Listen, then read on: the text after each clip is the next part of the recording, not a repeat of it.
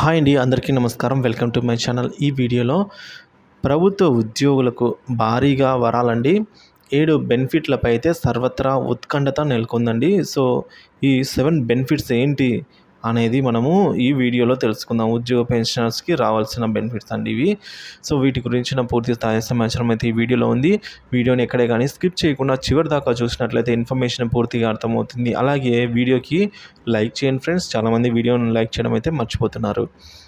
Friends, ఇక విషయానికి వచ్చినట్లయితే ఉద్యోగులపై మోదీ వరాల జల్లు కురిపిస్తారా? ఈ 7 బెనిఫిట్స్ కనుక ఇస్తే ఉద్యోగులకు ఇక పండగే అని చెప్తున్నారండి.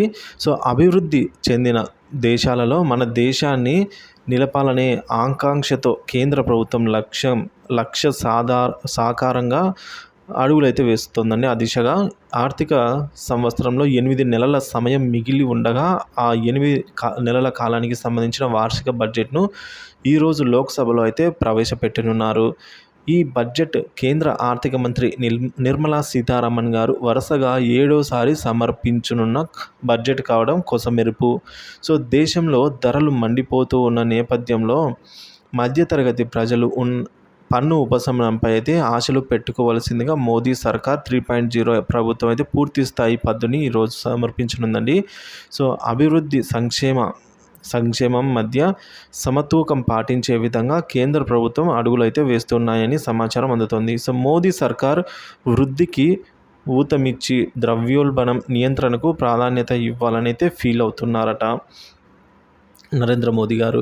ఇక 2047వ సంవత్సరం నాటికి అభివృద్ధి చెందిన దేశంగా భారతదేశం అవతరించాలని మోదీ భావిస్తున్నారని అయితే బోగట్టా.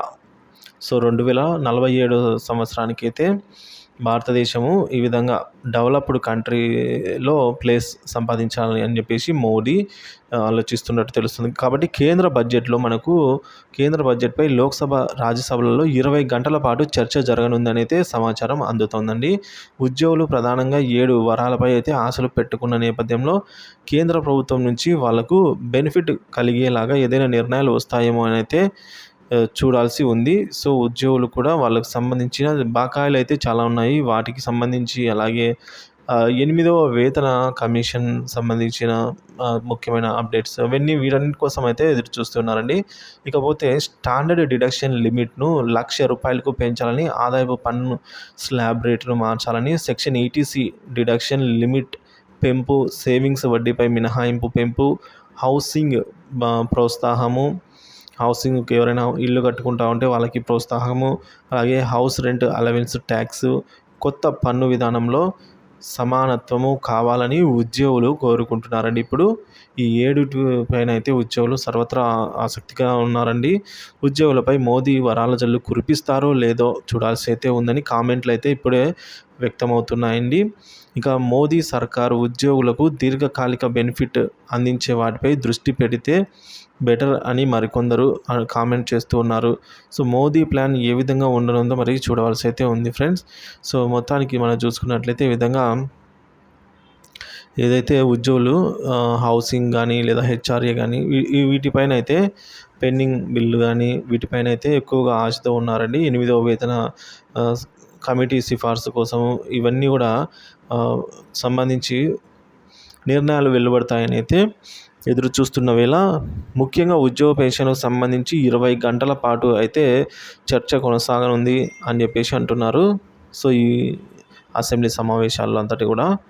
సో, మరి చూడాలండి మోదీ ఆ దిశగా అడుగులు వేస్తారా లేదా అన్నది. సో, ఏదేమైనా కూడా మనకి ఇంకా టైం ఉంది కాబట్టి ఇన్ఫర్మేషన్ అయితే ఈలోపు అందుతుంది ఫ్రెండ్స్.